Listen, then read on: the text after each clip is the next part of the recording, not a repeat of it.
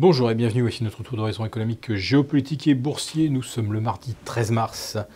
Et pour comprendre comment tourne la planète finance, et lorsqu'elle tourne autour de dates anniversaires, c'est sur la bourse au quotidien et nulle part ailleurs. L'épisode du jour s'intitulera 9 ans de bonheur, 9 ans de paradis artificiel. Oui, aujourd'hui, mardi 13 mars, nous fêtons le 9e anniversaire du grand rebond et du rallye boursier le plus détesté de l'histoire. Le plus détesté ou le plus mal compris? Non, tout simplement le plus malhonnête. Puisqu'en fait, depuis le 13 mars 2009, la notion de marché a été enterrée au profit d'une gestion stalinienne du prix des actifs par les banques centrales. Le 9 mars 2009, le S&P 500 teste 666,6. Lundi soir, 12 mars 2018, il flirte avec les 2800. Une multiplication par 4 depuis ses planchers. Alors certes, on partait de très bas. Enfin surtout, depuis les plus bas, on est repassé d'une valorisation moyenne de 11 à 32,5. Oui, le PER est de 32,5 aujourd'hui, c'est-à-dire exactement le double du PER historique entre 16 et 16,40 selon les diverses méthodes de calcul les plus classiques, les plus académiques. On est à 2 fois le pricing normal des actions. On est au-delà des 29. Tiens, ça rime avec 1929. On est certes en deçà des 44 de l'an 2000, mais retirez toutes les dot-com qui ont d'ailleurs disparu du paysage et regardez le PER moyen des actions dites classiques du Dow Jones, du S&P en 2000. Et à l'époque, on se situait aux alentours de 28. Et évidemment, avec les PER stratosphériques des dot-com, on arrivait à 44, mais c'est une totale illusion d'optique. Donc nous sommes bien au plus haut historique en termes de valorisation et en termes de niveau algébrique des indices boursiers. Le Nasdaq, d'ailleurs, hier soir, a réussi à se hisser au-delà des 7600 points à 7609. Et on espère qu'avec de bons chiffres de l'inflation aujourd'hui, on attend le CPI à 13h30, nous aurons une nouvelle poussée haussière, non plus seulement sur le Nasdaq, mais également sur le S&P, sur le Dow Jones, pour retracer les records absolus pile poil vendredi pour la séance des 4 sorcières qui conclura le premier trimestre 2018. Alors c'est vrai que c'est un premier trimestre un petit peu écourté puisque la journée des 4 sorcières survient ce vendredi.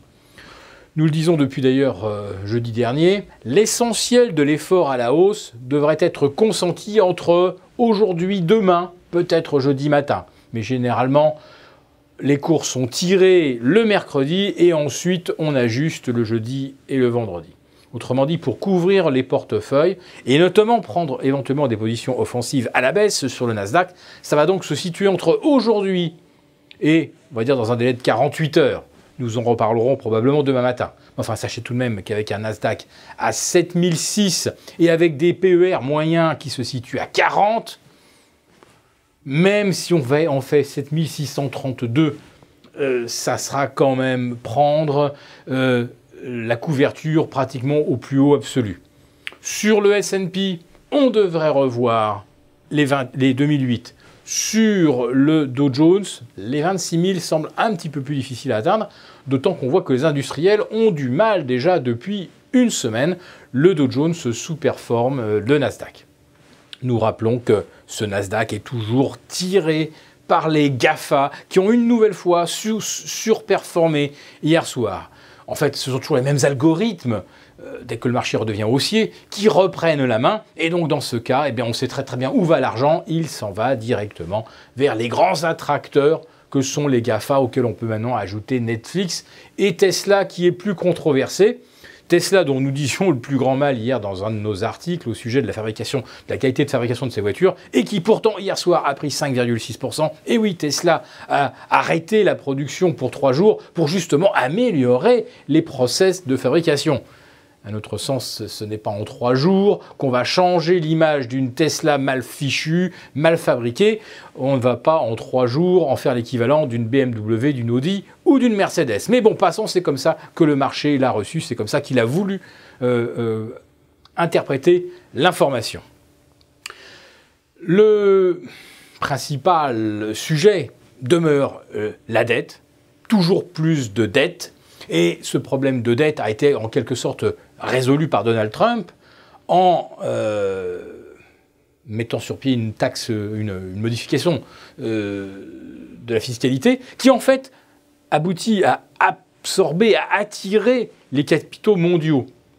Tout simplement parce que c'est à Wall Street qu'il y a théoriquement le plus d'argent à faire avec le rapatriement du cash détenu à l'étranger, c'est-à-dire en fait l'amnistie de la fraude fiscale consentie par Trump aux multinationales. Donc, si on pense qu'il y a du potentiel sur les actions américaines, on va mettre son argent aux États-Unis.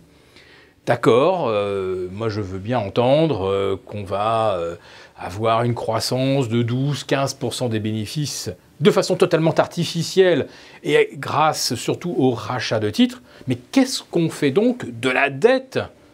Qu'est-ce qu'on fait de taux courts à 2,27 ? Qu'est-ce qu'on fait de taux longs à 2,83, 2,85 et qui pourrait d'un seul coup accélérer au-delà des 3 ? Là, ça pourrait véritablement faire dérailler le marché.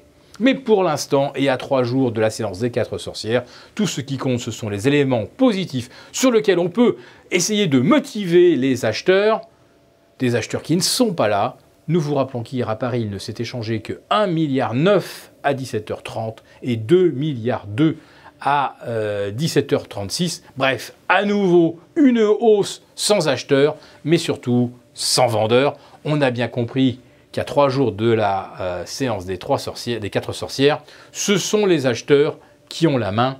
Mais, nous le rappelons, la sortie est extrêmement étroite sur ces marchés, donc mieux vaut l'anticiper et donc vaut mieux commencer à se couvrir dès maintenant avec un CAC à 5310 et un Eurostoxx à 3450.